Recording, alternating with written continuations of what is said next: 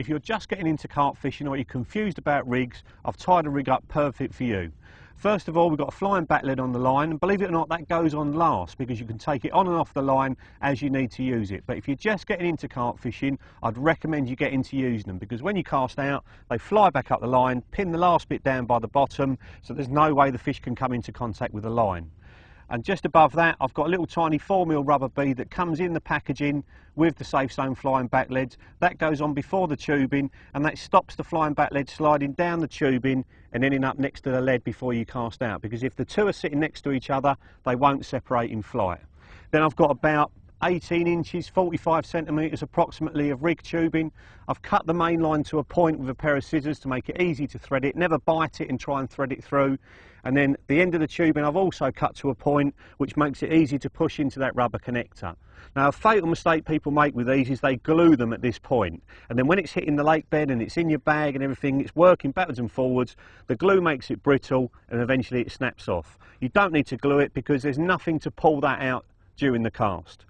And then the rubber connectors push nicely onto the end of the hard insert that comes out of the inline lead. I've cut that hard insert down a little bit so it all butts up nice and neat, so there's nothing for the hook link to catch on. And that's the beauty of all of our systems. You go from the tubing onto the rubber and then onto the lead system with no lip, no edges for the hook link to catch on, and that's what's going to stop the rig tangling. It's a 2-ounce square pair inline lead that will cast as far as you need to when you start in your fishing, and I've got a size 8 ring swivel pulled into the nose of the lead. There's a special hard insert goes right through the middle, and it's just big enough at the front to pull that swivel into, so you simply can't do it wrong. I've got a 12-pound IQ soft hook link, but to be honest, you could use a line on the reel. 10 or 12-pound line straight off the reel will do exactly the same job. And what you want to be spending your money on when you first get into rigs is hooks. Make sure you're changing your hook all the time, because a sharp hook's going to get you more bites than anything else. This is a size 8 wide gape. It's my favourite one in the whole range. Obviously, if your barbarous rules apply, you want a wide gape B.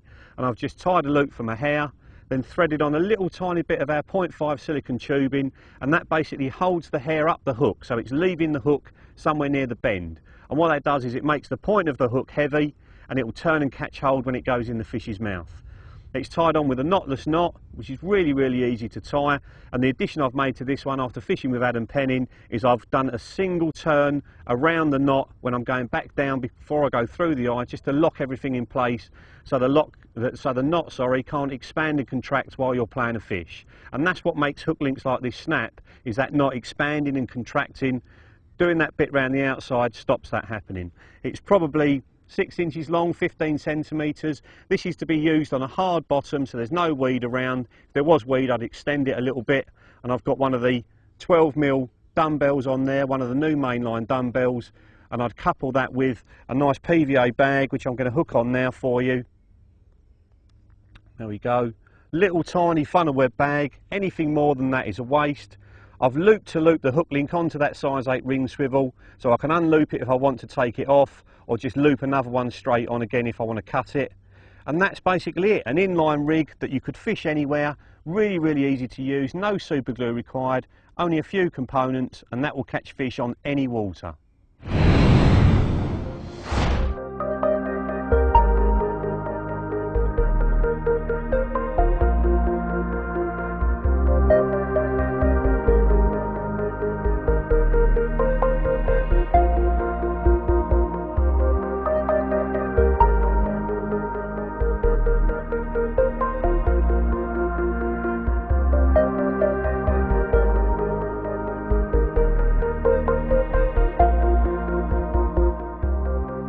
Oh, come on.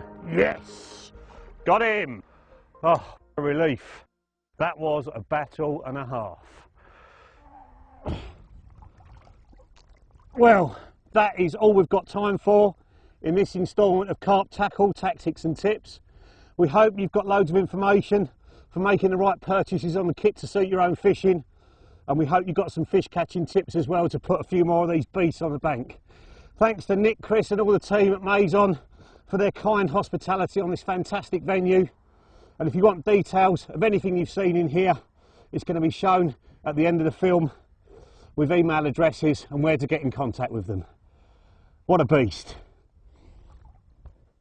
Thank you, my love. See you next year.